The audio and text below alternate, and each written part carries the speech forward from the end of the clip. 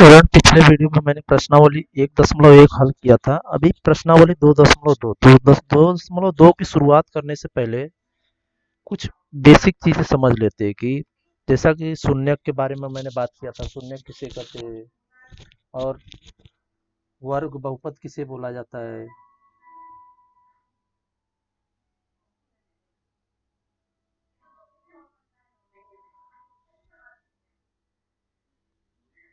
जैसे कि एक रेखी की बात किया था, तो एक रेखी का मतलब होता है ए एक्स प्लस बी के रूप में होना चाहिए, और इसका शून्य क्या होता है माइनस बी बटे ए। ये मैंने पिछले वीडियो में बात किया था। इसको रैखिक बोलते हैं, रैखिक बहुपद। अभी द्विघाती बहुपद, द्विघाती बहुपद का मतलब होता है, द्विघात बहुपद किसको बोलते हैं, जिसको ए एक्स घाते 2 plus B X plus C के रूप में लिखा जा सके बराबर 0। और इसका भी मैंने शून्य पिछले वीडियो में बताया था कैसे निकालते हैं, माइनस बी बटे ए और सी बटे ए के रूप में। या तो फिर अभी यहाँ पे मैं इसी के बारे में बात करने वाला हूँ। जैसे कि अगर इसका शून्यक हमें निकालना है तो यहाँ पे हो जाएगा b बटे ए का मतलब होता है x का गुणांक,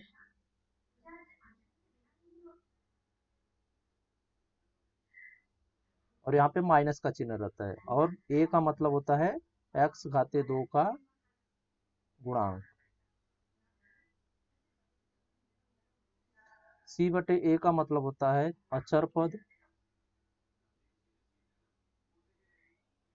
और x घाते 2 का गुणांक।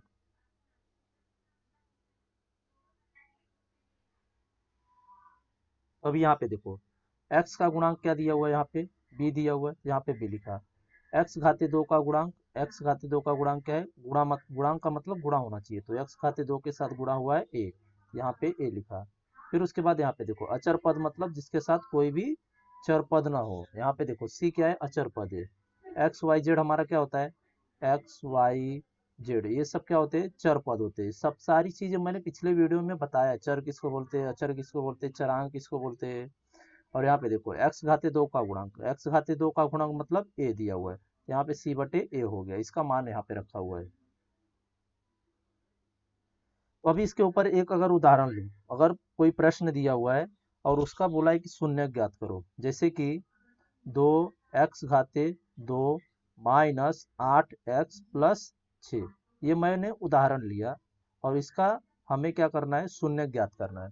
तो शून्य ज्ञात करने के लिए इसको सबसे पहले देखो इसका मानक स्वरूप क्या है, एक्स घाते 2 plus B X plus C के रूप में है बराबर। तो यहाँ पे देखो अभी सूत्र क्या है, माइनस बी बटे ए होना चाहिए और सी बटे ए होना चाहिए।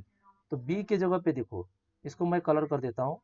बी के जगह पे यहाँ पे क्या मान दिया हुआ है, बी, ये देखो बी का सूत्र क्या है, एक्स का गुणांक। तो यहाँ पे बी के जगह पे एक्स का गुणांक क्या हो जाएगा, 8 बटे ये देखो इन दोनों के सामने यहाँ पे हो जाएगा माइनस माइनस 8। और ए का मान क्या दिया हुआ है, यहाँ पे देखो ए का मान, यहाँ पे ए का सूत्र दिया हुआ है एक्स का गुणांक, ए का मान यहाँ पे हो जाएगा 2। अभी देखो इसको भाग दोगे तो 2 दूनी 4, और माइनस माइनस क्या बन जाएगा, प्लस बटे 1, तो बराबर 4 हो जाएगा। अब इसको हल करो तो c के जगह पे क्या दिया हुआ है, यहाँ पे देखो c की जगह पे क्या दिया हुआ है 6, और यहाँ पे देखो a लिया हुआ है, तो a की जगह पे यहाँ से क्या मिल जाएगा हमें 2। अब इसको हल करोगे तो 2 तिहाई 6, ये क्या हो जाएगा हमारा, एक शून्य हो जाएगा और ये दूसरा शून्य हो जाएगा। ये शून्य को बोलते हैं शून्य का योगफल, और इसको बोलते हैं गुणनफल। अभी इसी संख्या को, अगर इसी प्रश्न को दूसरे तरीके से हल करना हो, फिर से मैं बता रहा हूँ, जैसे इसी प्रश्न को 2x घाते 2 माइनस 8x प्लस 6, अभी देखो इसको गुणनखंड पद्धति से अगर हल करना है, माइनस 8। दूसरे तरीके से हल करना है तो उसको कैसे हल करोगे? सबसे पहले इसका और इसका, इन दोनों संख्याओं का गुणा करोगे, तो इन दोनों संख्या का गुणा करोगे तो 2 छम 12 बराबर।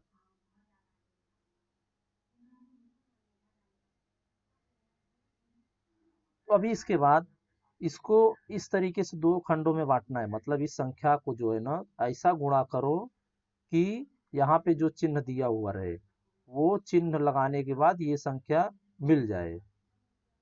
मैंने क्या बोला, सबसे पहले ये संख्या और इस संख्या का गुणा करो, तो इन दोनों का गुणा करने के बाद क्या आएगा? 12। फिर उसके बाद ये बार जो हमें आंसर मिलेगा उसका इस तरीके से आपको गुणा करना है कि दो खंडों में बट जाए। दो खंडों में बटने के बाद यहाँ पे जो चिन्ह दिया हुआ रहेगा उस चिन्ह का उपयोग करने पे ये संख्या मिलनी चाहिए। तो अभी देखो यहाँ पे क्या दिया हुआ है? 12। तो 6 दूनी क्या होता है? 12, ये दोनों मिल गए। अब उसके बाद यहाँ पे क्या दिया हुआ? प्लस, तो यहाँ पे मैं अगर प्लस का उपयोग करूंगा तो यहाँ पे क्या मिल जाएगा? 8। ये हमें संख्या मिल गई। अब उसके बाद इसको लाने के लिए 8 को हमने क्या किया? 6 और 12 का दो भागों में बांटा, तो यहाँ पे क्या हो जाएगा? 2x घाते 2 minus 6 plus 2। अब यहाँ पे देखो x दिया हुआ था तो x को मैं यहाँ पे ऐसे रख रहा हूँ प्लस 6। और ये देखो इसके बाद क्या करना है? 2x घाते 2, यहाँ पे माइनस है यहाँ पे प्लस है, तो माइनस प्लस का गुणा करोगे तो 6x हो जाएगा। यहाँ पे माइनस है यहाँ पे माइनस है, तो यहाँ हो जाएगा -2x, और ये प्लस 6 ऐसे रहेगा। अब इसके बाद यहाँ पे 2 की जोड़ी बनी, यहाँ पे 2 की जोड़ी बनी। अब क्या करना है? यहाँ पे इन दोनों में देखोगे समान क्या है? समान अभी 2 है, यहाँ पे 2 देखो 2 का 6 से भाग जाता है, मतलब 2 और 6 समान है। यहाँ पे 2 बार x है, यहाँ पे 2 और x बाहर निकाल लोगे तो यहाँ पे क्या बचेगा? सिर्फ एक x बचेगा। यहाँ पे माइनस चिन्ह है तो ऐसे रख दिया, और यहाँ पे 2 तिहाई 6, तो यहाँ पे क्या हो जाएगा? 3 बचेगा। x हमने पहले ही बाहर ले लिया तो कुछ नहीं बचेगा। अब यहाँ पे देखो माइनस चिन्ह है, माइनस चिन्ह को बाहर लगा लिया। उसके बाद देखो यहाँ पे 2 का भाग 6 से जा रहा है, मतलब 2 सामान्य हो जाएगा। फिर उसके बाद जब आप कोष्टक लगाते हो तो अंदर के जो चिन्ह रहेंगे वो सारे बदल जाएंगे। तो यहाँ पे जब माइनस आपने बाहर ले लिया तो ये प्लस में बचेगा, और एक्स क्यों आया? क्योंकि एक ही बार था। फिर उसके बाद ये भी चिन्ह बदल जाएगा, प्लस क्या हो जाएगा? माइनस। अब 2 आपने बाहर निकाला था तो 2 तिहाई 6 होता है, तो यहाँ पे 3 बचेगा। अब यहाँ पे ये 2 बार आ गया तो इसको एक बार लिखेंगे, और जो बच गया उसको ऐसे का वैसे लिख देंगे, बराबर 0। हर एक जगह पे बराबर 0 कर दो। अब उसके बाद क्या करना है? यहाँ पे इसको अलग करना है, इसको अलग करना है, तो यहाँ पे हो जाएगा x माइनस 3 बराबर 0, या x 2 x माइनस 2 बराबर 0। अब यहाँ से x का मान निकालोगे तो क्या मिलेगा? x बराबर 3, माइनस उस तरफ जाएगा तो प्लस बन जाता है, और यहाँ पे क्या बनेगा? 2x बराबर 2, तो x बराबर 2/2। 2 का भाग दोगे तो क्या मिलेगा? 1 मिल जाएगा। यहाँ पे हो जाएगा x का मान 3, या x बराबर 1। तो अभी देखो हमने जो ऊपर हल किया था यहाँ पे, ये देखो यहाँ पे 3 आया था और यहाँ पे 4 मिला था। यहाँ पे शायद,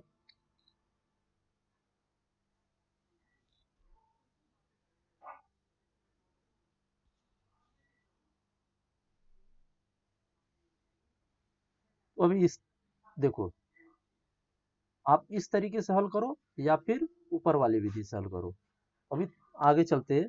ये तो था द्विघात के लिए, द्विघात का शून्यक, शून्यकों का योग और शून्यकों का गुणनफल।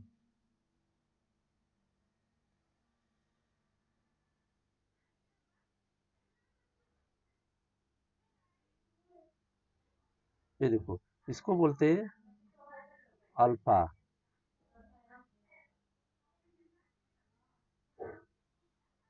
और इसको बोलते हैं बीटा, और इसको बोलते हैं गामा।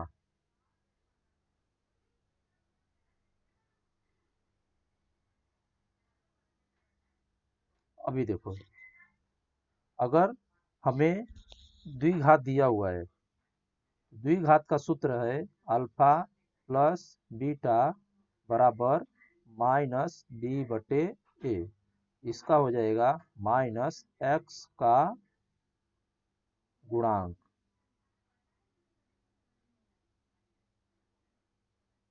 बटे एक्स घाते 2 का गुणांक। फिर उसके बाद अगर गुणनफल निकालना है तो ये तो है शून्यकों का योगफल।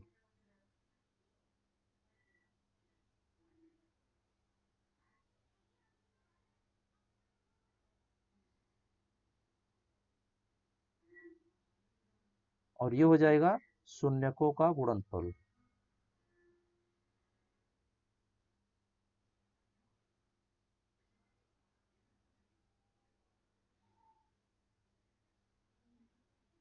अल्फा गुणे बीटा बराबर सी बटे ए। यहाँ हो जाएगा एफ अचर पद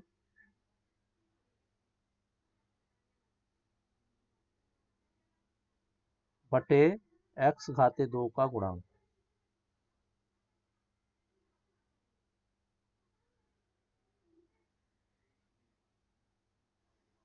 ये सूत्र है।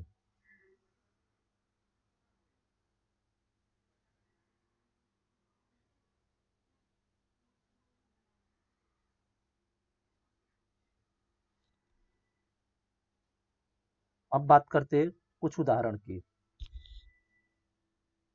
जैसे कि एक उदाहरण दिया हुआ है एक्स घाते 2 प्लस 7x प्लस 10 बराबर 0।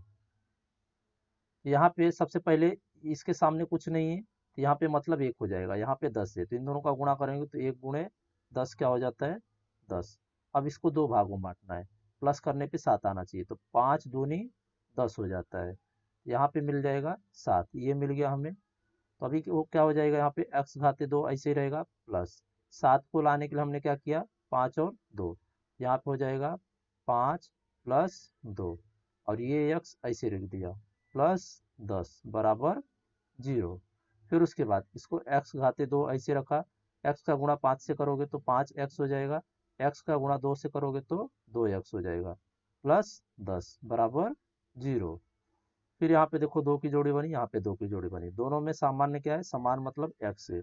x बाहर निकल गया तो यहाँ पे एक x बचा। अब यहाँ पे क्या बचेगा प्लस 5 बचेगा क्योंकि x बाहर हो गया था। फिर उसके बाद यहाँ पे प्लस था, ये प्लस को निकाल लिया। फिर उसके बाद 2 पंचे 10 मतलब 2 सामान्य हो जाएगा, अंदर क्या बचेगा 2 चले गया तो x बचेगा प्लस यहाँ पे आ जाएगा 2 पंचे 10 5 बचेगा बराबर 0।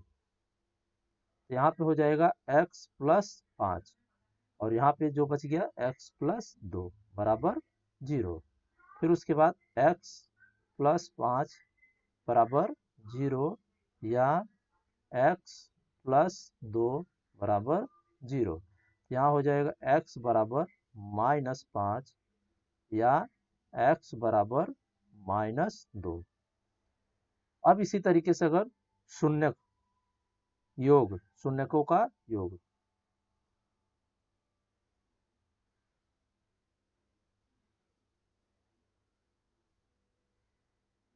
अब हमें अगर योग करना है तो क्या करना पड़ेगा, सबसे पहले इन दोनों को जोड़ना पड़ेगा। देखो अल्फा प्लस बीटा बराबर, यहाँ पे क्या हो जाएगा -2 प्लस -5, ये वाला आंसर -2 -5। यहाँ पे क्या बचेगा -7। अब देखो अगर इसको सूत्र के हिसाब से निकाले अल्फा प्लस बीटा का मान, तो क्या होता है अल्फा प्लस बीटा का मान -b/a होता है बराबर। अब b का मान यहाँ से देखो, यहाँ पे मिलेगा आपको b का मान 7 मतलब माइनस पहले से था, और यहाँ पे a का मान जो दिया हुआ है यहाँ पे देखो a का मान इसके सामने कुछ नहीं मतलब 1 हो जाएगा, तो यहाँ हो जाएगा बटे 1, तो क्या मिल जाएगा -7। अब देखो यहाँ पे हमें जो आंसर मिला और ये वाला आंसर जो पहले से मिला इसका दोनों समान है। अब इसके बाद देखो गुणनफल वाला, शून्यकों का गुणनफल,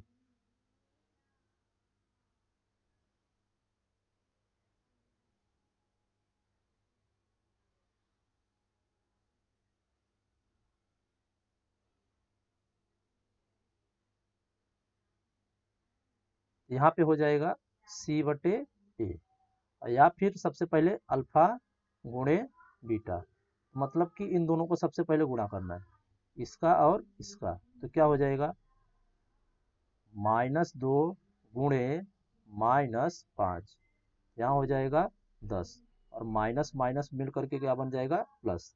इतना याद रखना, जब प्लस का गुणा प्लस से करते हो तो आपको आंसर में प्लस मिलता है, माइनस का गुणा प्लस से करते हो तो आपको आंसर माइनस मिलता है, प्लस का गुणा माइनस से करते हो तो भी माइनस मिलता है, और माइनस का गुणा माइनस के साथ करते हो तो आपको आंसर प्लस में मिलता है। जैसे यहाँ पे देखो, माइनस का गुणा माइनस से किया, आंसर आपको प्लस में मिला, +10।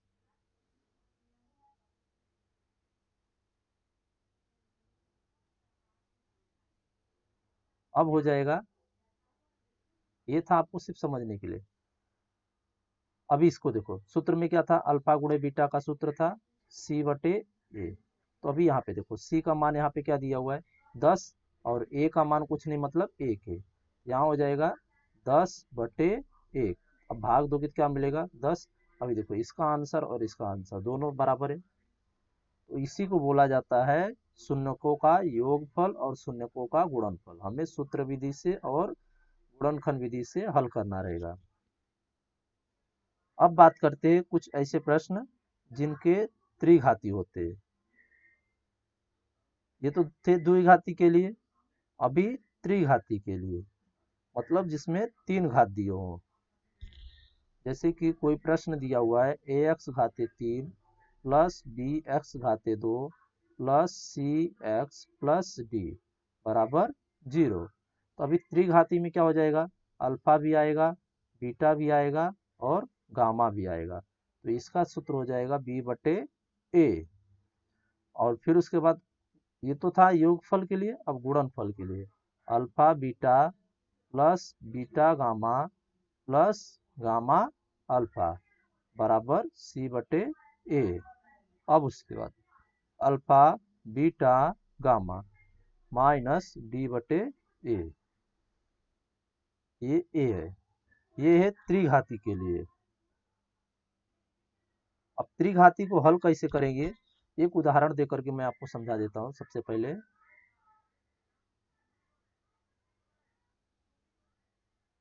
जैसे कि एक सवाल दिया हुआ है, Px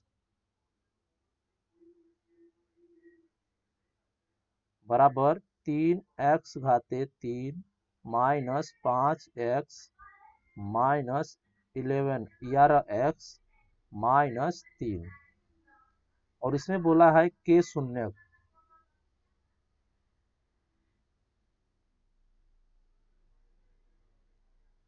3 -1 और -1/3 है।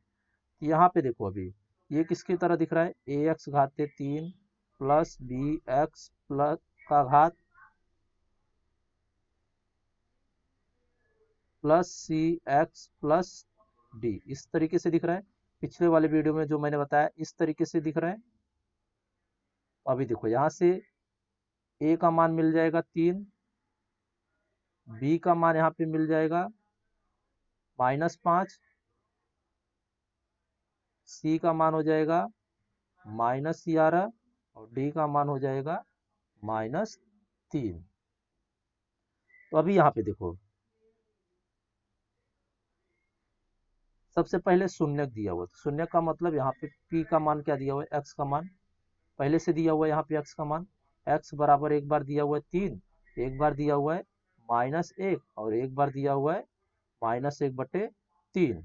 तो सबसे पहले px लेंगे, क्या लेना है, x का मान 3, तो p क्या हो जाएगा 3। तो अभी देखो, यहाँ पे हमने 3 लिया, तो मतलब इस जगह पे हमें हर एक का मान रखना पड़ेगा। तो यहाँ पे हो जाएगा 3 गुणे 3 माइनस 5 3 माइनस 11 3 तो अभी इसको आप हल करोगे तो क्या मिल जाएगा, 3 का वर्गमूल होता है 3वां, या फिर आप डायरेक्ट भी हल कर सकते हो चाहिए तो। और इसका हो जाएगा 5, 3 का वर्ग हो जाएगा 9, और ये हो जाएगा 11 गुणे 3 माइनस 3। अब इसका गुणा करो तो क्या मिल जाएगा 81, इसका गुणा करोगे तो 45, इसका गुणा करोगे तो 33, और इसका लास्ट वाला ऐसे ही बचेगा। अब इन सबको क्या करना है, माइनस माइनस माइनस सबको जोड़ देना है और प्लस वाले के साथ घटा देना है, तो आंसर आपको आ जाएगा 0। ठीक इसी तरीके से इसका भी मान रखना है यहाँ पे, ठीक इसी तरीके से इन सब का भी मान रख करके आपको हल करना है। यहाँ पे शून्य का मान मिल जाएगा। अब आते प्रश्नावली पे। प्रश्नावली में देखो, प्रश्नावली 2.2 में सबसे पहले क्या दिया हुआ है, निम्न द्विपद बहुपद, निम्न द्विघात बहुपदों के शून्य ज्ञात कीजिए। इसके हमें शून्य ज्ञात करना है, मतलब x का मान हमें निकालना है। फिर उसके बाद बोला है शून्यकों का गुणन, शून्यकों तथा गुणांकों के बीच के संबंध की सत्यता की जांच कीजिए। सत्यता मतलब हमें सबसे पहले गुणनखंड करना है, फिर उसके बाद अल्फा और बीटा का मान निकालना है, अल्फा और बीटा का गुणा करना है।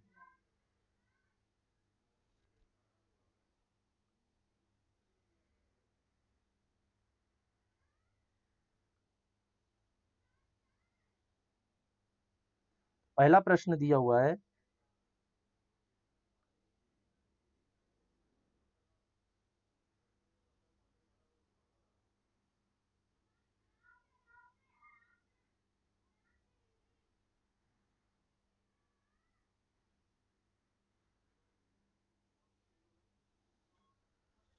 x घाते 2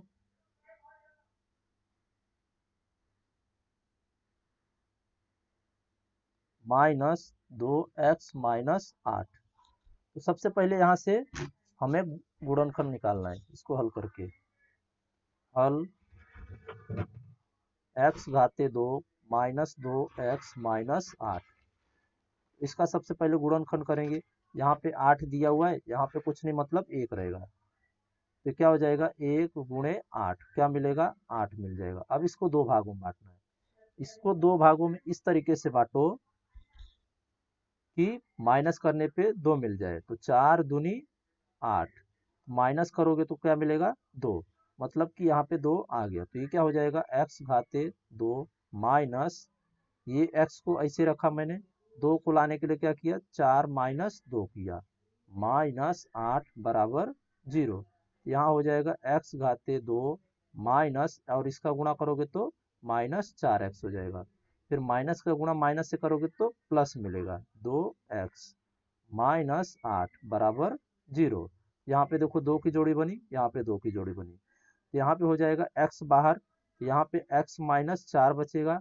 अब यहाँ पे प्लस बाहर ले लिया और 2 का भाग 4 से जा रहा है, तो 2 सामान्य हो जाएगा, x माइनस 4 बचेगा बराबर 0।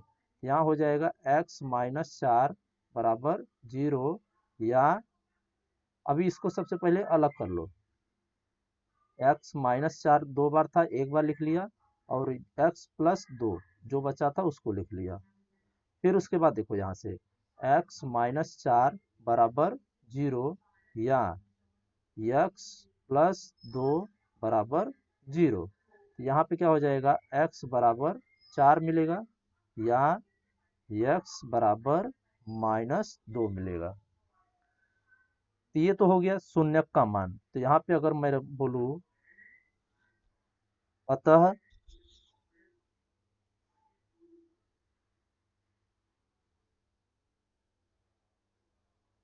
x के शून्य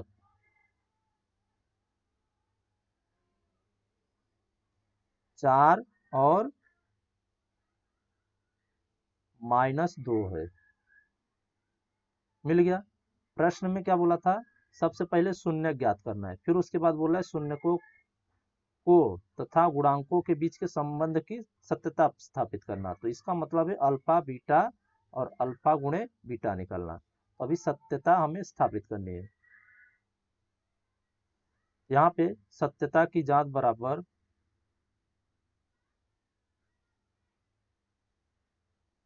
सत्यता की जांच तो सबसे पहले सूत्र क्या है, शून्यकों का योगफल।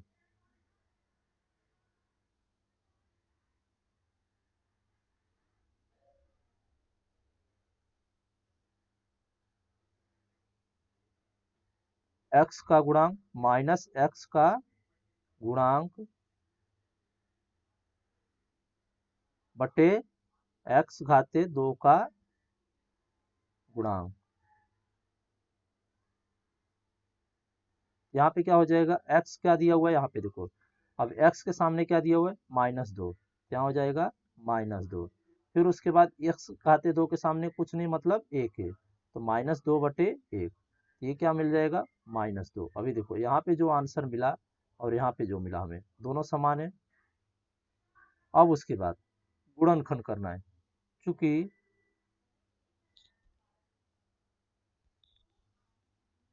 यहाँ पे 2 बराबर 2, अर्थात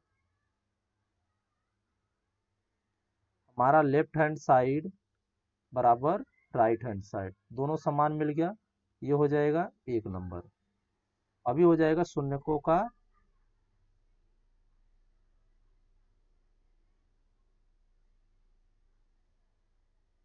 गुणनफल। यहाँ पे क्या करेंगे, गुणा करेंगे, अचर पद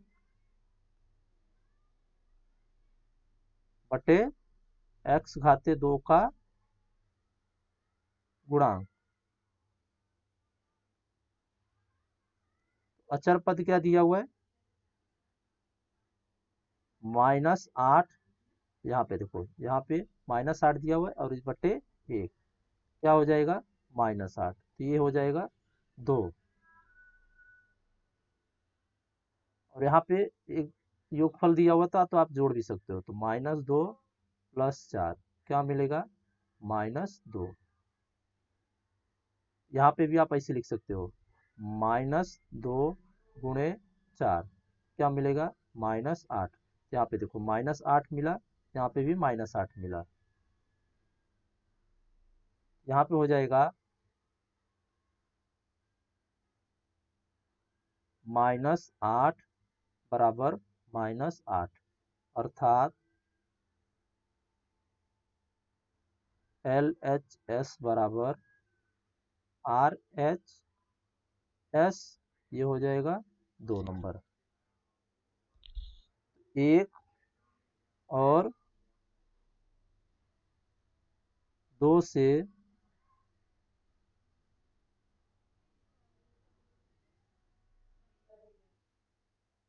शून्यकों और गुणांकों के संबंध।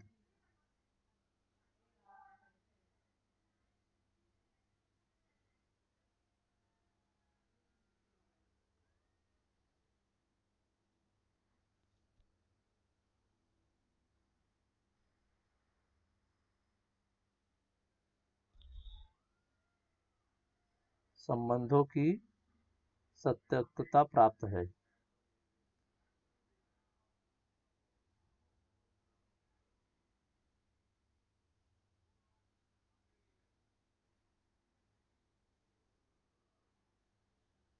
पहला प्रश्न हो गया। अभी दूसरा प्रश्न, दूसरे प्रश्न में दिया हुआ है 4s घाते 2 -4s + 1। तो सबसे पहले इसको देखो, माना कि s बराबर 4s घाते 2 -4s + 1। तो यहाँ पे 4 का गुणा 1 से करोगे तो क्या मिलेगा, 4 एकम 4। अब इसको 2 कालखंडों में बांटोगे तो क्या हो जाएगा, 2 दूनी 4। तो यहाँ पे प्लस दिया हुआ था तो प्लस करोगे तो आंसर मिल जाएगा 4। यहाँ हो जाएगा भी 4s घाते 2 -2 + 2s + 1। तो अभी यहाँ पे हो जाएगा 4s घाते 2 -2 का गुणा s से करोगे तो -2s हो जाएगा। यहाँ पे माइनस था, यहाँ पे प्लस था, तो क्या मिल जाएगा, -2s + 1। तो अभी यहाँ पे 2 की जोड़ी बनी, यहाँ पे 2 की जोड़ी बनी।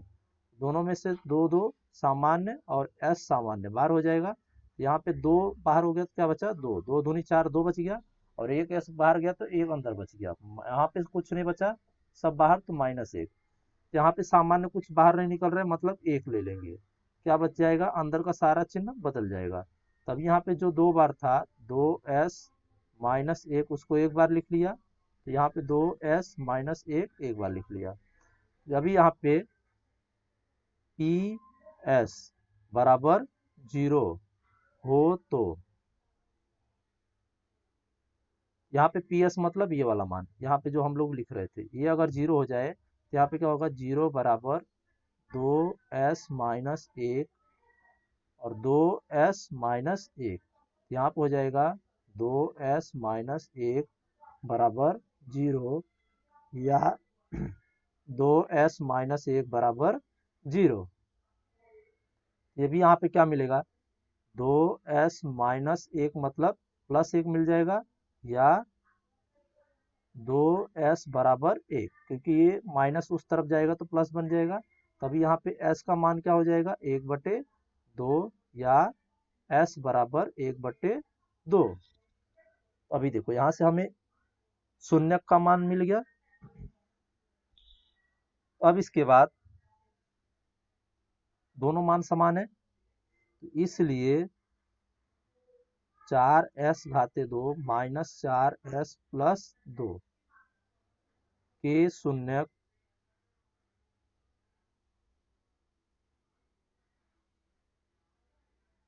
1/2 और 1/2 है। फिर उसके बाद अभी सत्यता की जांच करनी है, तो सत्यता की जांच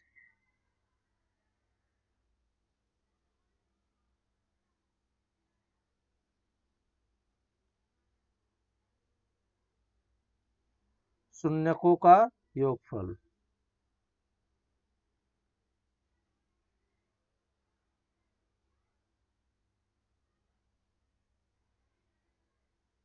बराबर -x का गुणांक बटे x-2 का गुणांक। यहाँ पे शून्यकों का योगफल मतलब हमें क्या दिया हुआ था, 1/2 और 1/2, 1/2 प्लस 1/2, शून्यक हमारे पास यही थे, 1/2 और 1/2, तो दोनों को लिख लिया।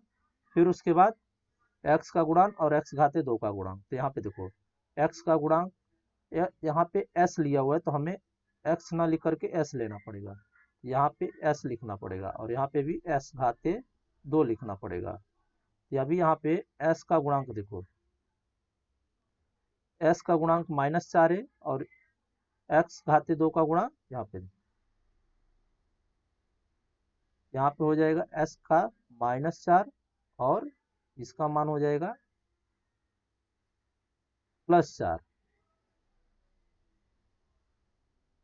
अभी देखो इन दोनों का हर समान है, तो सामान्य हो जाएगा, और एक और एक क्या हो जाएगा, +1 और 1, यहाँ पे हो जाएगा -4 को भाग दोगे तो क्या मिलेगा, -1, और यहाँ पे देखो इन दोनों को जोड़ोगे तो क्या मिलेगा, 2/2 -1। अब इन दोनों को भाग दोगे तो क्या मिल जाएगा, 1 बराबर -1। यहाँ पे देखो इसका आंसर हमें माइनस में दिया हुआ था, -4 था ना, यहाँ पे हमें -4 लगाना पड़ेगा, ये माइनस माइनस बन करके प्लस हो जाएगा। यहाँ पे देखो ये साइड और इस साइड दोनों बराबर आ गए, तो इसलिए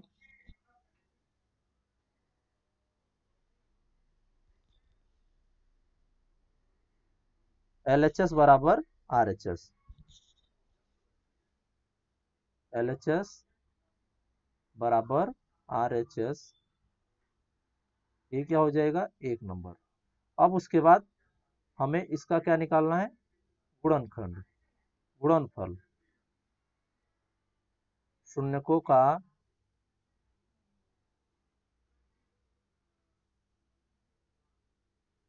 गुणनफल क्या होता है, C/2 ए मतलब अचर पद बटे एक्स घाते 2 का गुणांक। यहाँ पे दोनों क्या था, 1/2 गुणे 1/2 हो जाएगा।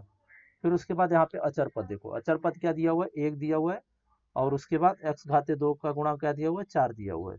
यहाँ पे हो जाएगा 1/4। अब इन दोनों का गुणा करोगे तो 1/4 बराबर 1/4। ये हो जाएगा हमारा LHS बराबर RHS। ये हो जाएगा 2 नंबर। 1 और 2 से, 1 और 2 से शून्य को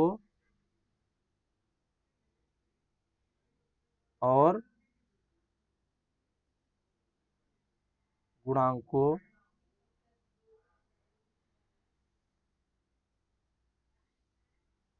के संबंधों की जानकारी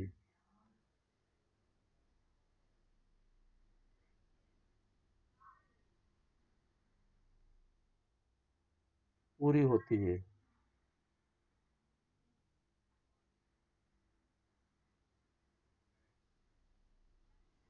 यहाँ पे प्रश्न दूसरा भी खत्म। अब इसके बाद प्रश्न तीसरा देखो।